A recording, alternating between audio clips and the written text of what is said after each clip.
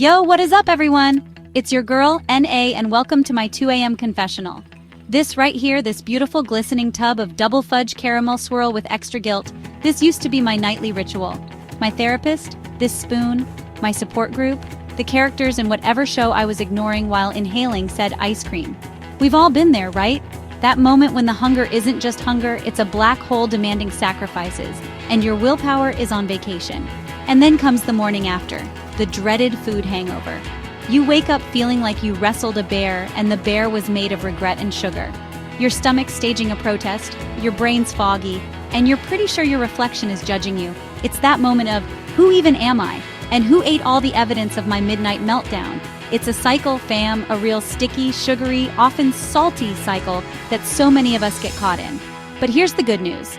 Cycles are meant to be broken, like bad habits or that one plate your cousin dropped at Thanksgiving.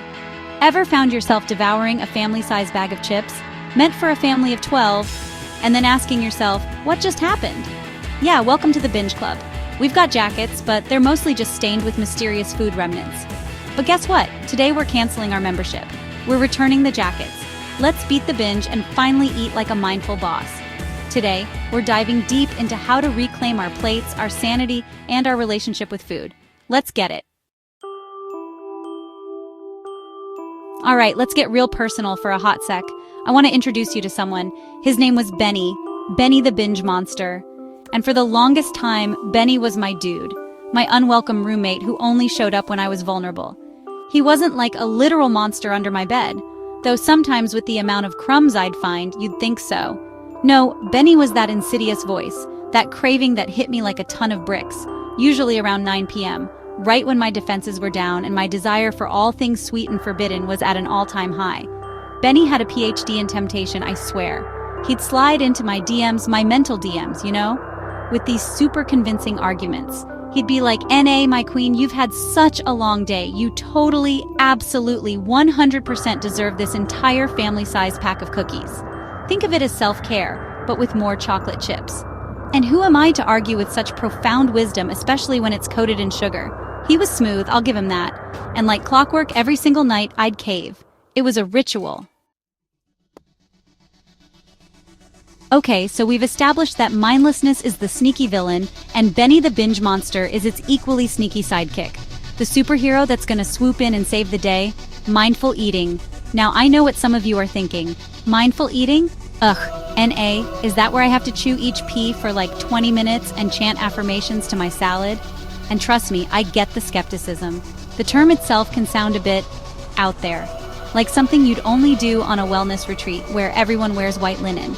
But hold up, because mindful eating, the way gonna talk about it, isn't about eating in slow motion like a meditating snail who's just discovered the concept of time.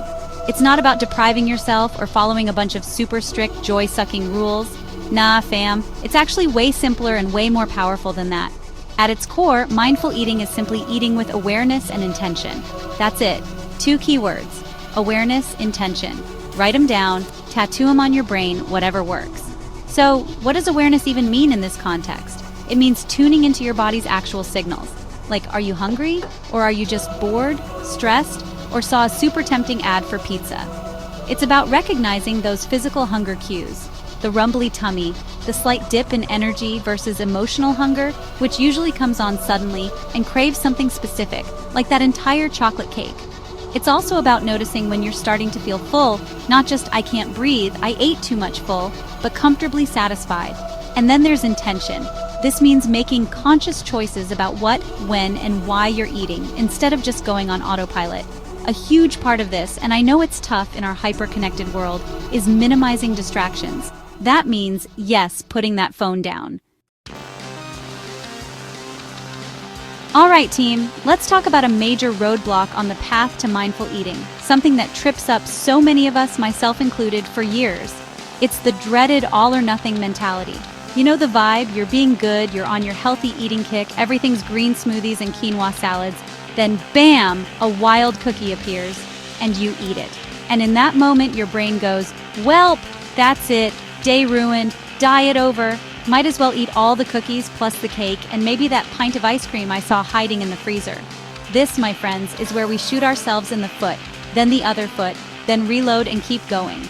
One single cookie, one unplanned indulgence, is not a failure. It's not a sign that you're weak or that you've completely derailed all your progress.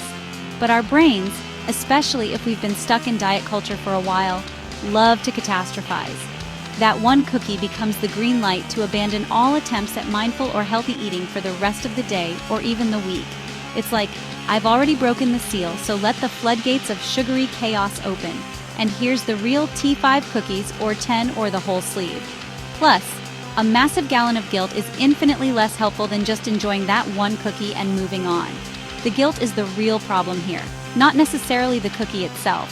Guilt fuels shame, shame fuels more emotional eating, and suddenly Benny the Binge Monster is back, throwing a party in your kitchen, and you're too busy feeling bad about yourself to kick him out. It's a vicious cycle, and the all-or-nothing mindset is its favorite DJ. We need to let go of perfectionism when it comes to food. This isn't a pass-fail exam.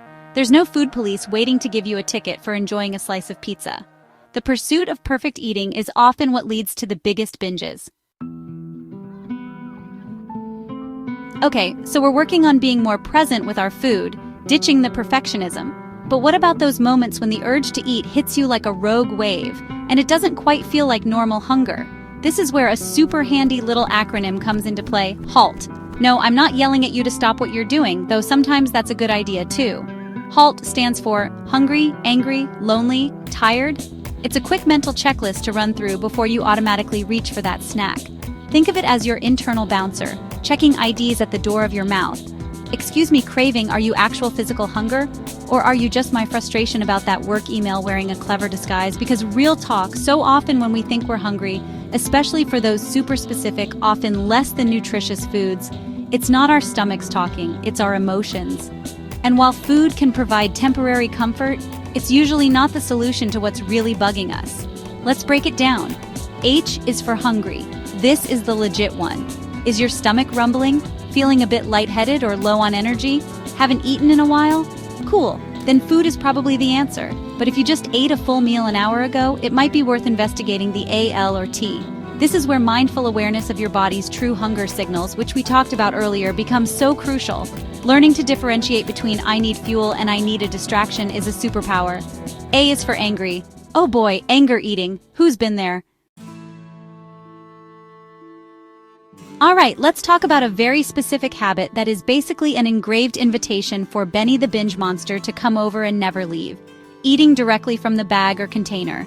Oh, you know what I'm talking about, that giant bag of chips you just to have a few from, that pint of ice cream you were just going to take spoonful of, that box of cookies where just one mysteriously turns into just one row. It's the express train to mindless munch town, population you, and a pile of empty wrappers. Why is eating from the bag so problematic? Well, for starters, there's absolutely no visual cue of portion size. Your hand just keeps going in and going in and going in, like a curious explorer in a bottomless pit of deliciousness. Before you know it, you've consumed way more than you intended or even realized.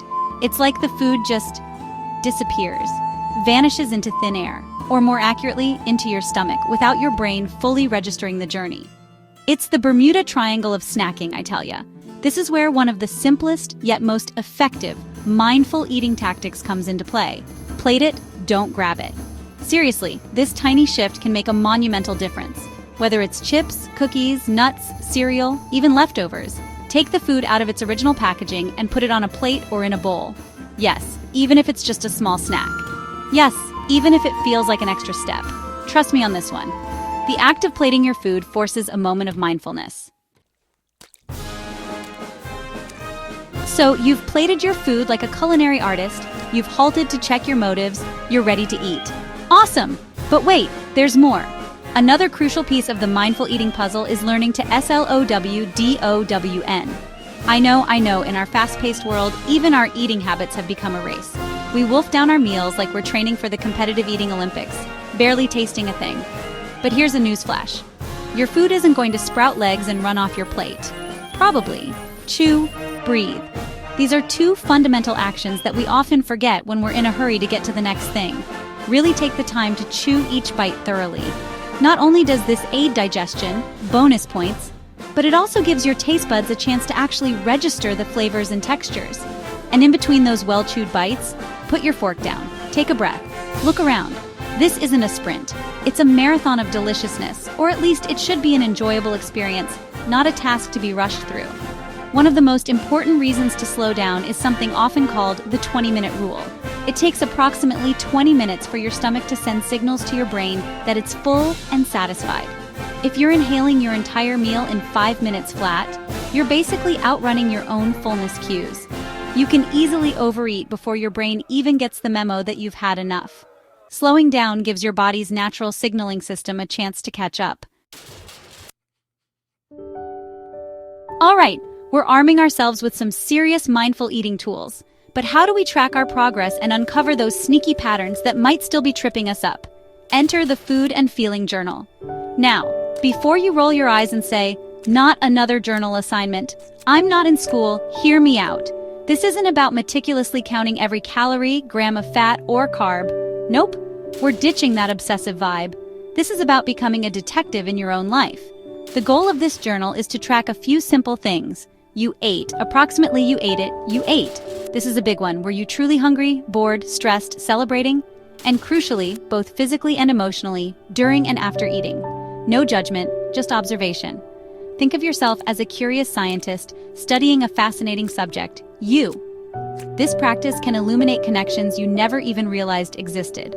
For example, you might notice that every time you have a stressful meeting at work, you find yourself craving sugary snacks in the afternoon. Or perhaps you realize that eating a certain type of heavy meal leaves you feeling sluggish and foggy, while another type gives you sustained energy. These aren't things you'd necessarily pick up on without consciously paying attention and jotting them down. The why you ate is often far more insightful than just the what. Your journal entries don't need to be essays. They can be quick notes, something like Monday 3 p.m. ate 3 cookies. Why? Felt stressed after call with client. How I felt. Temporary comfort, then a bit guilty and stomach ache. Or Tuesday 1 p.m. salad with chicken. All right, my amazing mindful warriors, we've covered a lot today. From unmasking Benny the Binge Monster to mastering the art of the mid-meal pause, you are now officially equipped with some serious tools to transform your relationship with food. It's not about quick fixes or crazy diets. It's about building a sustainable, kind, and aware approach to eating that actually feels good. Remember, this is a journey, not a destination. And every small step towards mindfulness is a victory. You are not your cravings. You are not your binges. You are a mindful eater in the making. And that, my friend, is freedom on a plate. It's about reclaiming your power, trusting your body, and finding joy in nourishing yourself, mind, body, and soul. It's about understanding that food is a part of life to be enjoyed, not a battle to be fought every single day. You have the strength and the wisdom within you to make these changes. So take these tips, experiment with them, find what resonates with you, and be patient with yourself. There will be slip-ups, there will be moments when Benny tries to make a comeback, but now you know how to handle him. You've got this. Thank you so much for hanging out with me today and diving into the world of mindful eating. I'm so excited for you to start experiencing the peace and freedom that comes with it. When you eat with awareness, every bite becomes a step toward freedom. Like this video if you found it helpful. Subscribe for more mindful eating and weight loss hacks that don't suck. Watch next, the ultimate anti-inflammatory food guide. Your body will thank you. Join our mindful foodie tribe. Link in description. Let's support each other.